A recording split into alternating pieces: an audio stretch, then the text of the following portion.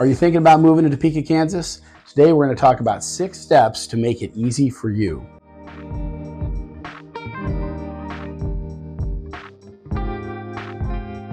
If you're a veteran mover, this video might seem a little bit of a reminder of what it's like to move and tips to make it helpful. If you're a new homeowner or just haven't moved in a long time, I recommend watching this video. It's going to answer a lot of your questions. Also, give us a call. Phone number is down below. Our information is down below. Contact us. We can walk you through this process and make it so smooth. Also, like and subscribe. That will help you to be notified when we release more of these informational videos to help your move go really smooth. Number 6, start early and plan strategically. This is really important when you're moving into a new home. Start early in the process. Our number 1 tip I would say would be setting up utilities for your new place. And also setting up utilities to be shut off at your current place. The last thing you want is to move all these boxes and show up at your new beautiful home and you don't have electricity and you don't know who to call, you don't know what company, you don't know the number. That is one of the great things about our team is during the process we actually remind you of this and send you a list of utility providers and the phone numbers to call.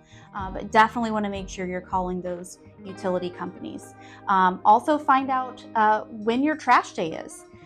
That sounds silly, but if you're moving into a home on Monday and you have no idea when your trash day is, it's a little bit chaotic. You've got boxes everywhere, you've got stuff everywhere. A little better just to kind of like mentally know my trash day's on Wednesday or my trash day's on Friday, just so you're prepared for when that process comes. Also knowing which rooms to start packing first.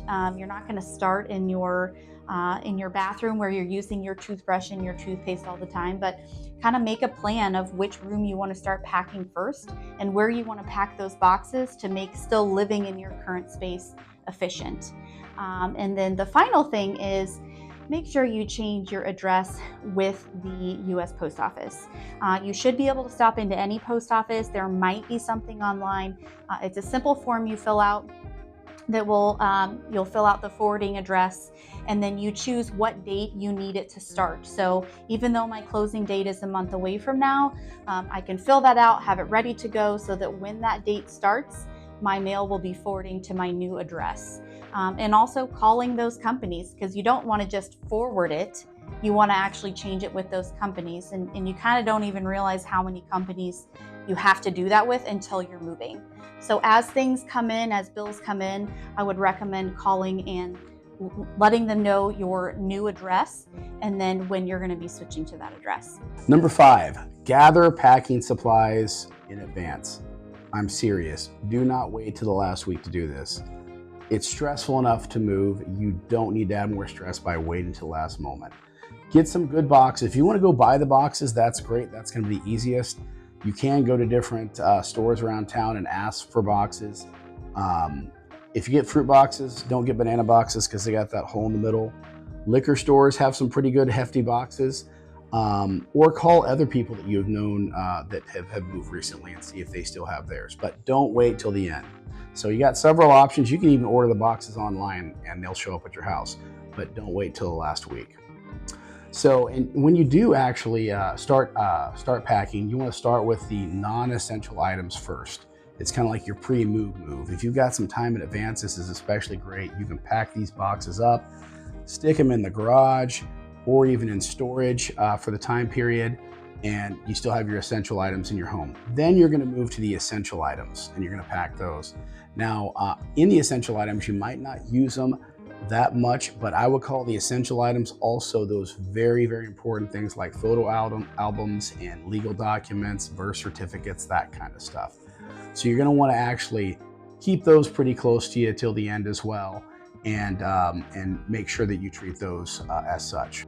After you've done the essential and items and you're looking at different rooms, you want to pack each room and label it and actually have a detailed inventory list of everything that's in there if possible. So pack one room at a time, put all those in the boxes, label that room, and give at least a general description on the box of the contents inside. This will save you hours when you're unpacking. Also, if you are the type of person that's very detail oriented and you can make an inventory list, fantastic. My wife is more along this line, and that is great. It's so helpful. If you have that inventory list and the different rooms, that person can actually guide the people that are actually moving stuff in. They can stand at the doorway and tell people what goes to what room, and you've got that inventory list, the boxes are labeled, and this will save you so much time. So my wife and I, my wife, kids and I, we just moved a couple of years ago, and we help people with this process all the time, but we don't do it all the time. And it started off pretty rough.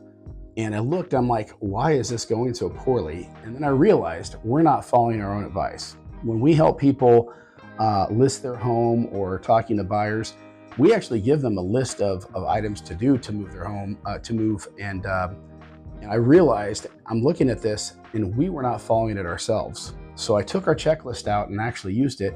And it's amazing how much smoother everything went from that moment.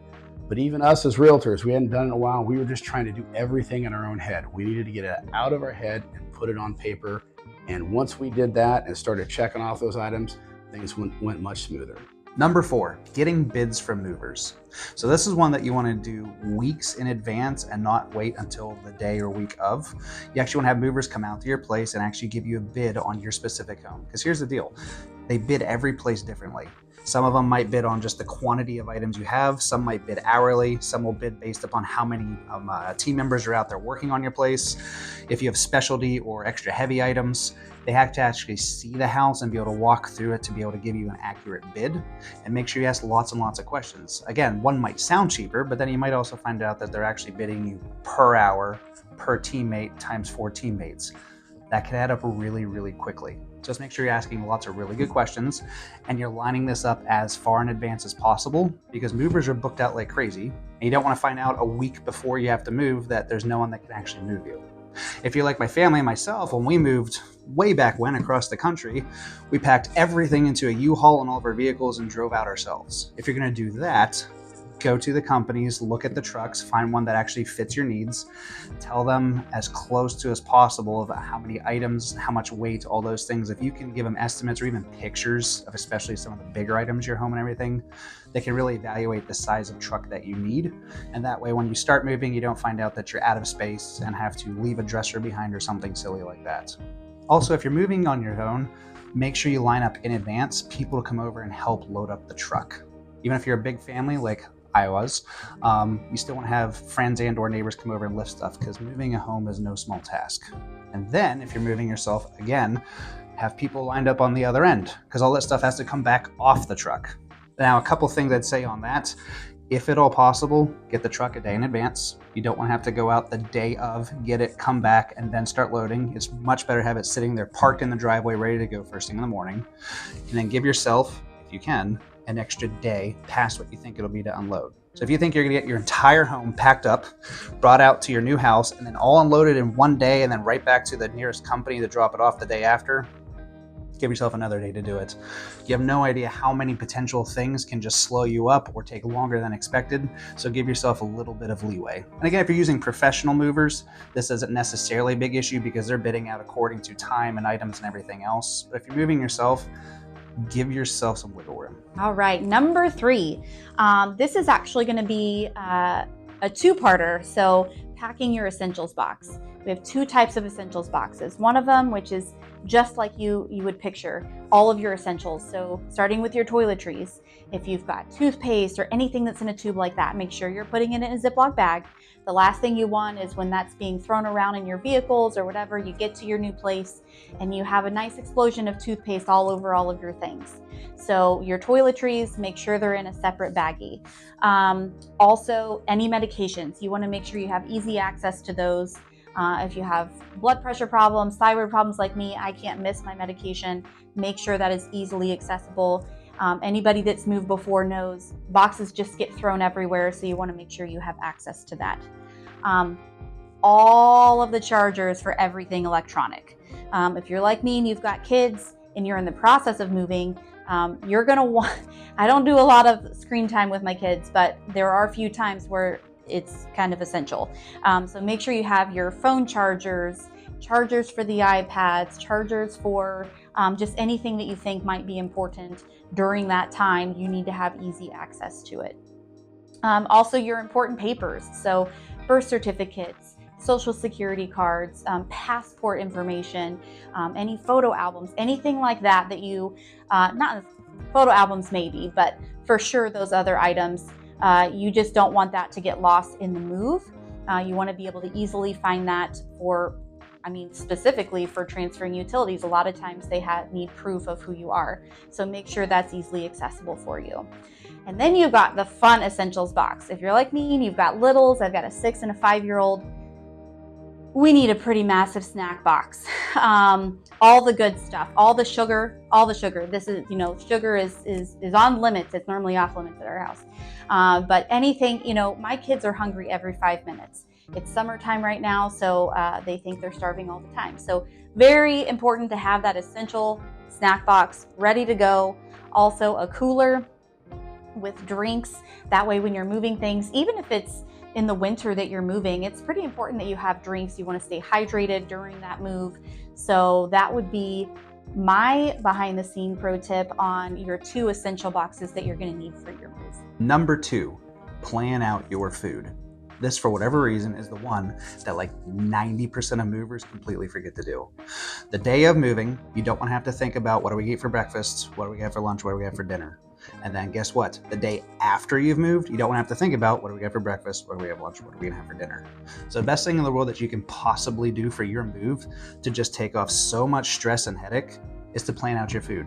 If you're people who like to cook your own food and meal prep, do this a day in advance or a couple days in advance. If you're going to order out food and have pizza delivered, that's perfectly fine. Just call those places in advance, tell them what food you want, tell them where it's going to be delivered, and pay them. So it's not even on your mind. You just know at set time, dinner's coming to the table. We don't have to think about it.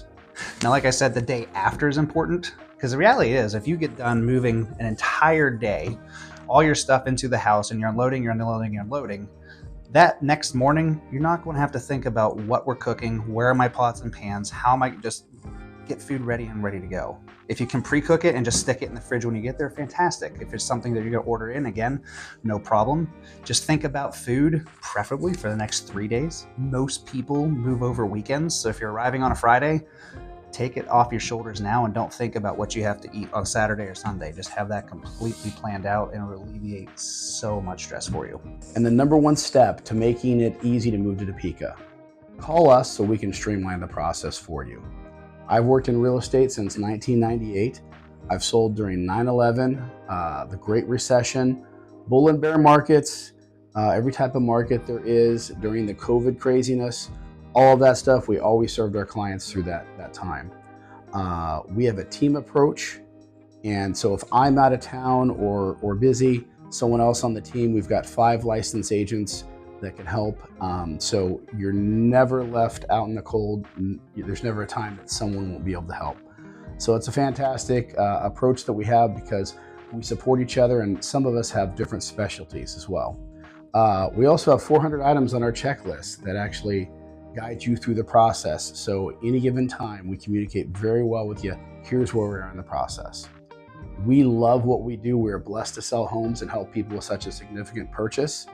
And we do truly believe home is where the heart is. So give us a call so we can streamline that process for you. Hey guys, thank you so much for watching this one today. As always, if you have questions about moving to Topeka or specifics about our town, or if it's something you're just thinking of in sometime in the near future, give us a call. All of our information is actually going to be across the screen this time, and we really want you to reach out and talk to us.